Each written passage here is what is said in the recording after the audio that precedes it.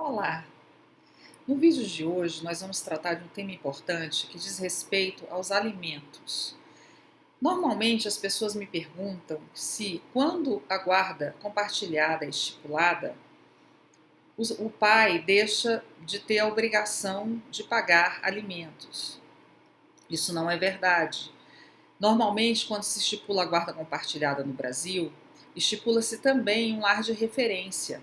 E, obviamente, a criança ela não tem despesa só com moradia e alimentação. Ela tem outras despesas que são relativas à escola, atividades extracurriculares, telefone, uso de internet, enfim, tudo aquilo que é necessário para que um ser humano sobreviva. Todas essas despesas, elas são inerentes àquela obrigação de manutenção que decorre do próprio poder familiar do pai. O pai e a mãe, eles têm a obrigação de sustentar o filho, de prover a manutenção do filho. Essa obrigação ela é decorrente daquele feixe de direitos e deveres que diz respeito ao poder familiar. Então, independentemente do tipo de guarda que é fixado, os alimentos eles são sempre devidos. Quais são os pressupostos dos alimentos? Os pressupostos dos alimentos são a relação de parentesco ou de companheirismo e relação entre marido e mulher no casamento. É importante esclarecer que algumas pessoas não sabem disso.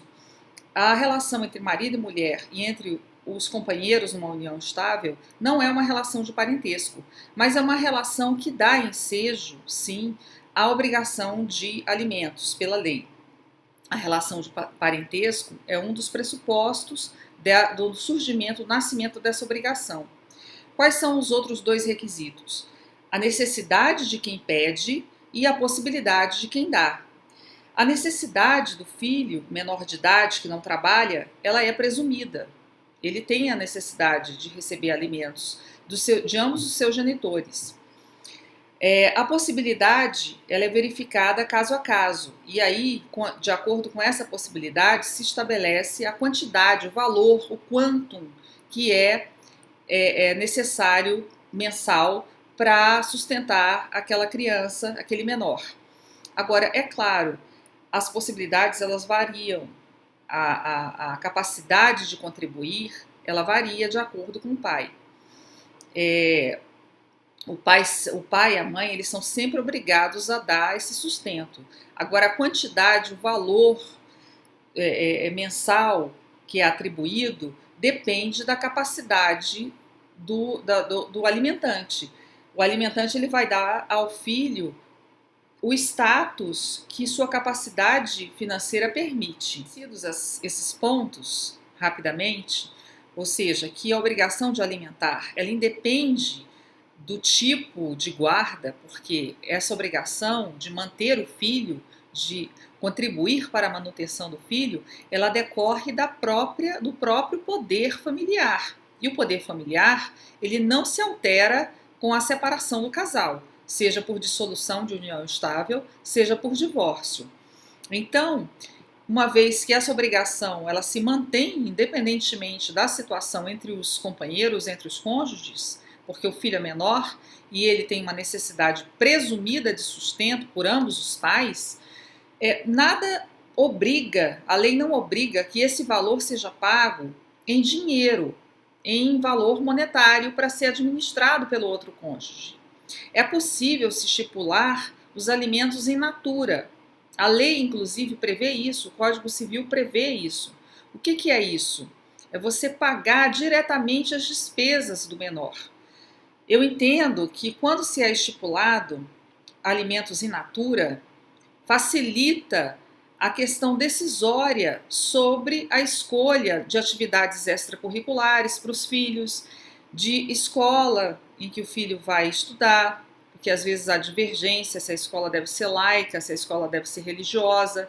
Então, para facilitar esse entendimento entre os pais que deve acontecer mesmo após o divórcio, a separação, a dissolução da união estável, os pais têm obrigação de ter um mínimo entendimento para continuar a educar essa criança e levar um cidadão minimamente equilibrado para viver em sociedade.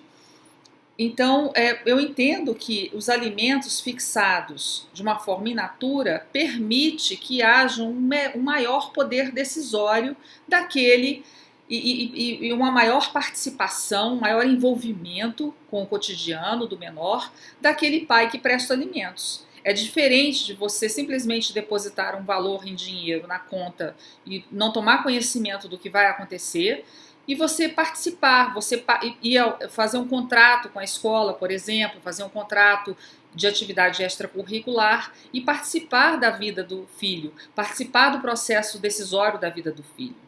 Existe uma questão que é posta, se fixado dessa forma, se possibilitaria a execução com pedido de prisão.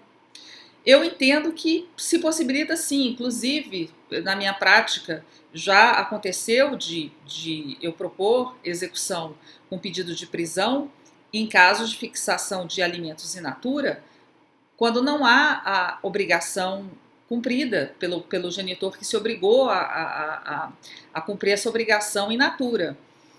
Inclusive, há outros meios até, não só a prisão, mas a obrigação de fazer, ela permite que se fixe, por exemplo, uma multa diária também, no caso de não cumprimento. Então, o pai ou a mãe não compareceram à escola, não firmaram um contrato, não renovaram o contrato, ou não firmaram um contrato de atividade extracurricular, aqui se obrigaram, ou por sentença, ou por acordo homologado judicialmente, essa obrigação ela permite também a fixação de multa diária no caso de descumprimento.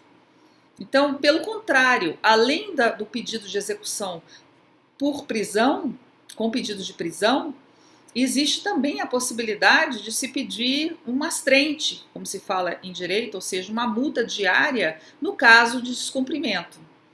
Então, eu entendo que para melhorar a qualidade de vida das famílias, é importante também levar em consideração a possibilidade de se fixar esses alimentos in natura. Gostou do vídeo? Dá um joinha, se inscreve no meu canal e aperta o sininho para receber as notificações dos próximos vídeos. Muito obrigada!